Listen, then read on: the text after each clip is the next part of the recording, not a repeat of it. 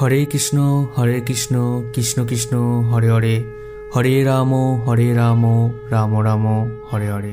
প্রিয় ভক্তবৃন্দ, আজ আমরা আপনাদের সামনে তুলে ধরতে যাচ্ছি এক মহাপবিত্র তিথির মাহাত্ম্য।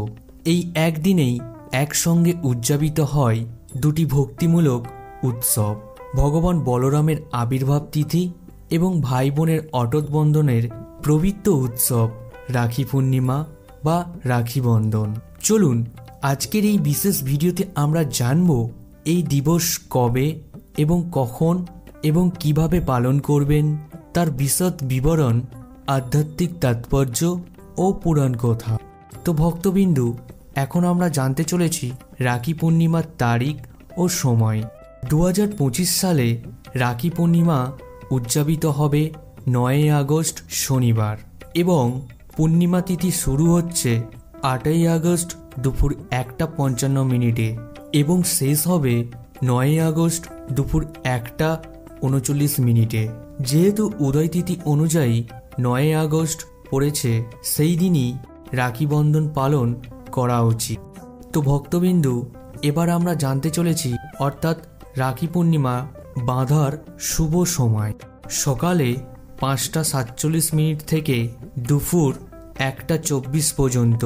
দ্বিতীয় অভিজিৎ মুহূর্ত দুপুর 12টা থেকে 12:53 পর্যন্ত এবং প্রসূতকাল সন্ধ্যা 7:19 থেকে রাত্রি 9:24 পর্যন্ত। এরপর আমরা জানব রাহুকালের সময়সূচি নিয়ে। সকাল 9:07 থেকে 10:47 পর্যন্ত এই সময়ে রাখি পরানো নিষিদ্ধ।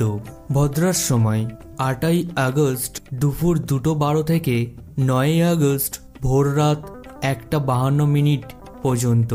তবে এটি পাতাল লোকে অবস্থান করবে, ফলে তেমন অশুভ প্রভাব থাকবে।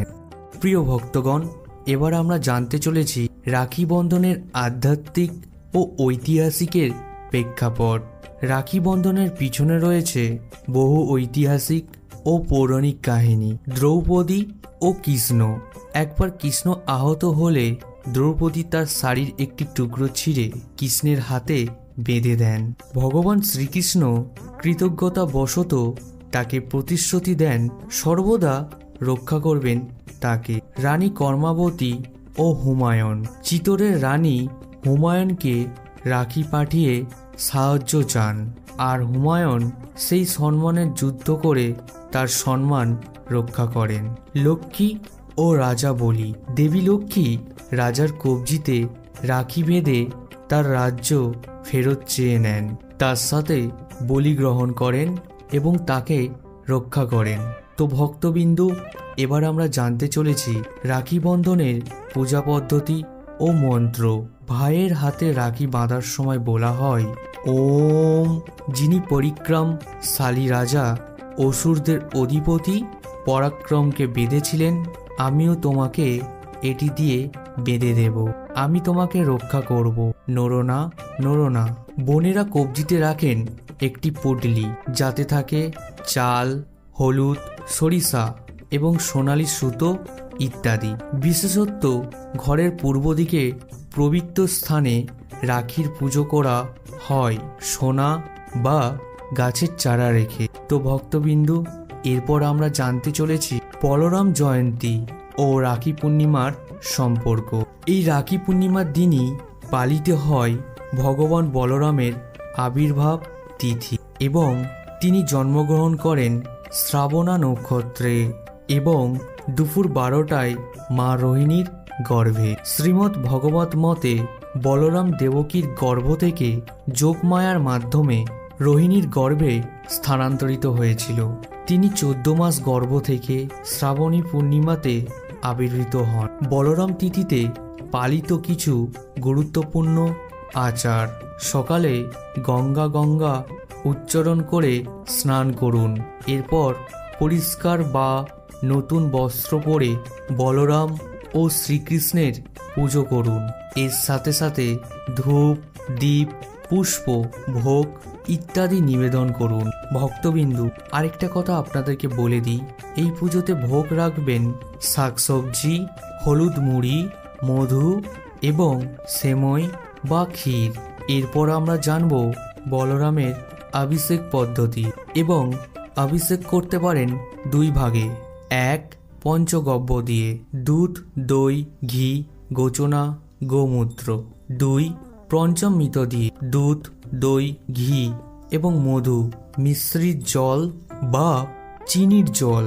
একটি পাত্রের মধ্যে এই তরল ঢেলে মানসিকভাবে চিন্তা করুন যেন আপনি বলরামের মাথায় ঢালছেন এবং মন্ত্রপাঠ করুন। ওম নমস্তে তুলাগ্রাম, নমস্তে মিশলাধর, নমস্তে ভক্তবস্তল, নমস্তে বলিদাং শ্রেষ্ঠ, নমস্তে ধরণীধর, নমস্তে পলম্বরে, নমস্তে তুয়াং কৃষ্ণ পূর্বজ। তো ভক্তবিন্দু, এই মন্ত্রটি 3 বার উচ্চারণ করে পুষ্পাঞ্জলি দিন। এরপর আমরা জানব ভাগবতের মাহাত্ম্য ও বলরাম সংক্রান্ত শ্লোক। শ্রীমদ্ ভগবত দশম স্কন্ধ প্রথম ভাগ 9 থেকে 13 নম্বর শ্লোকে বলরামের জন্মের বর্ণনা রয়েছে। পূর্ণিমার দিনে এই ভগবত দান করলে জীবনে পরম পূর্ণতা অর্জন হয়। 18,000 শ্লোকের সমন্বয়ে তৈরি এই মহাগ্রন্থ 12 স্কন্ধে বিভক্ত। বিশেষ করে ভাদ্র পূর্ণিমাতে দান করলে বিশাল ফল লাভ হয়। উপহার ও ধর্মীয় সামগ্রিক প্রসঙ্গ। এই তিথিতে শ্রীমদ্ ভগবত পাঠ, দান, বই বিতরণ ও পবিত্র চরণধূলির দান ইত্যাদি প্রচুর ফল দেয়। অনেক পরিবারের এই দিন ভগবতের চরণধূলি, নির্মাল্য, পঞ্চগব্য প্রদান করে বলরামের অভিষেক করেন। এরপর ভক্তবিন্দু, আমরা জানব উৎসবের সমাপ্তি ও ব্রহ্মজ্ঞান। বলরাম জয়ন্তী মানে শুধু উৎসব নয়, বরং জীবনের এক গভীর উপলব্ধি। তিনি হলেন আদি গুরু, ভগবানের সেবক রূপ। বলরাম আমাদের পথ দেখান কিভাবে আমরা কৃষ্ণের পথে চলব। কৃষ্ণ নিজে বলেন, আমি ভগবান। বলরাম বলেন, আমি সেবক ভগবান। এবং এই সেবার মধ্যে নিহিত আছে মুক্তি, প্রেম এবং চিরন্তন আধ্যাত্মিক শান্তি। তো ভক্তবিন্দু, এই ছিল আজকের এই মহাপবিত্র বলরাম জয়ন্তী ও রাখি পূর্ণিমা উপলক্ষে একটি বিশদ বিবরণ, ইতিহাস, মাহাত্ম্য এবং পালনীয় আচার সংক্রান্ত উপস্থাপনা।